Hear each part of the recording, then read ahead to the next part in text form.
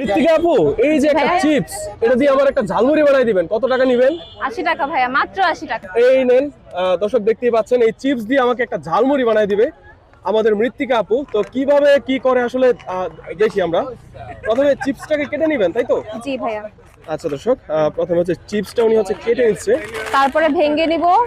আচ্ছা আচ্ছা, তাহলে এটা কি চিপসের ঝালমুড়ি নাকি চিপসের ভর্তা, কোনটা? চিপসের ঝুরা। ঝুরা, আচ্ছা। ঝুরা চিপস। তারপরে আমার ঝুরা নিজের চিপস। হাতে বানানো চিকেন কিমা। নিজের হাতে স্পেশাল বানানো চিকেন। ওয়াও। তারপরে সসেজ আর চিকেন বল। আচ্ছা। এগুলো সব ঢেকে রেখেছি কারণ রাস্তাঘাটে অনেক বেশি ধুলা, আমার কাস্টমারের খেতে অসুবিধা হবে দেখে। আচ্ছা, কি পরিমাণ দিচ্ছেন দেখি? 1 চামচ এক ভাইয়া। চামচ না? তারপরে শসা, একদম বাজারের কচি শসা, যেটা আজকে কিনে এনেছি। তারপর আচ্ছা, এটা কি আপু? গাজর আপু, একদম ভালো গাজর, ফ্রেশ গাজর।